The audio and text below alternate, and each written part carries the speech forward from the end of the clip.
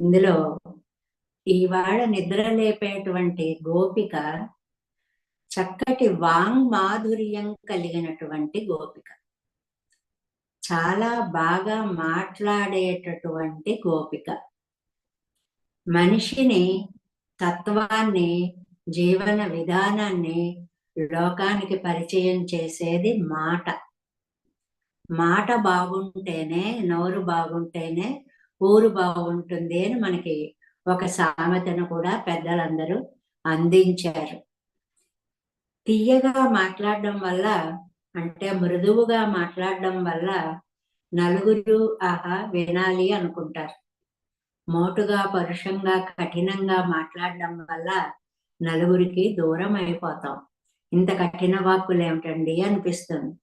దీనికి ఉదాహరణగా లోకంలో పక్షులని చెప్తారండి. వాక్ పారుష్య సర్వలోక అప్రియత్వం, వాంగ్ మాధుర్యాత్ సర్వలోక ప్రియత్వం, కోవాలోకే కోకిలేన ఉపకార, కోవాలోకే వాయసేన అపకార. చాలా చక్కటి శ్లోకాన్ని ఇచ్చారు పెద్దలు. ఏమిటంటే, ఒక కాకి కావు కావు కావు అంటూ ఉంటుంది. పో అని చెప్పి అంటాం, వెళ్ళకపోతే ఒక రాయి బెడ్డను తీసుకుని దాన్ని కొట్టేనా వెళ్ళేలా చేస్తాం. ఎందువల్ల? అది వినడానికి పరుషంగా ఉంది కాబట్టి. అదే ఒక కోయిల చెట్టు మీద చేరి కూ కూ అందనుకోండి, మనం కూడా అని మళ్ళీ దాని చేత అనిపిస్తూ ఉంటాం. దానికి కారణం ఏమిటి? వాంగ్ మాధుర్యాత్ సర్వలోక ప్రియత్వం.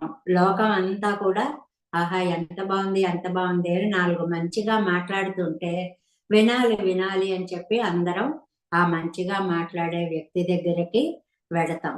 దీనంతటికి కారణం ఏమిటంటే చక్కటి మాట. అందుకే మనకి సుభాషితాల్లో కూడా కేయూరాణి నా భూషయంతి పురుషం ఇత్యాది శ్లోకాలలో అయ్యా మీరు ఎంతగా అలంకారాలు చేసుకున్నారు అనేటువంటిది కాదు, సంస్కారపూరితమైనటువంటి వాణ్ణి ఏక సమలంకరోతి పురుషం యా సంస్కృతాధార్యతే.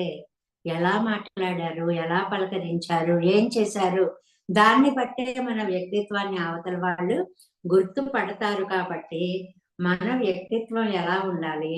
మృదువైన మాటతో కూడి ఉండాలి.